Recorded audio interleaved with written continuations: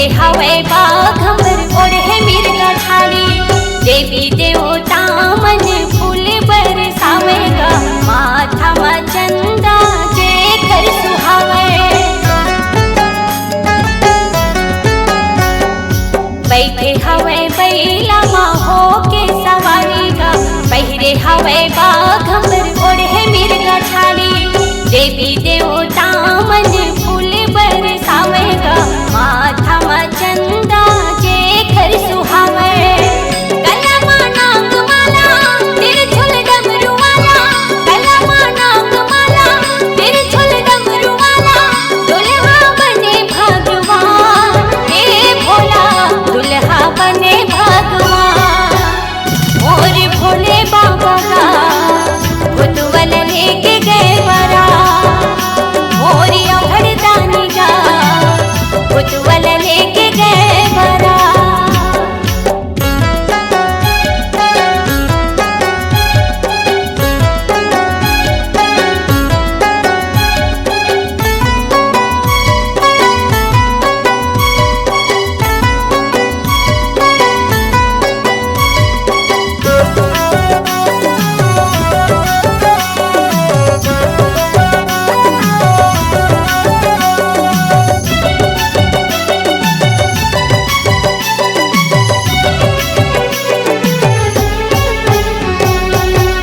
सब पर तिमन मोर सो पठेगा, रक्षा नो देख कैसे दिया कसब रखे। आगू मुड़े कटा दिखे जबर भारीगा, चटिया मटिया मन मारे किलकारी। मिलके सब पर तिमन मोर सो पठेगा, रक्षा नो देख कैसे दिया कसब रखे।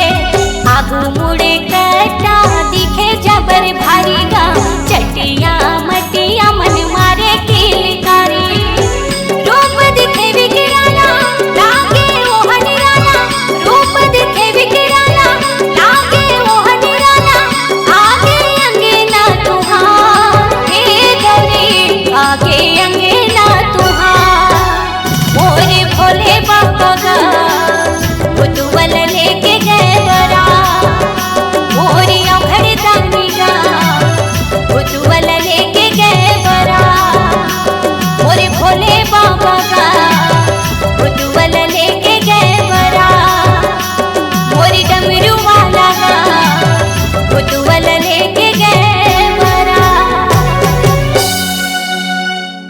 नमस्कार दोस्तों, नए नए छत्तीसगढ़ी गाने सुनने और देखने के लिए हमारी वीणा म्यूजिक को सब्सक्राइब करें और बेल आइकॉन के बटन को क्लिक करें।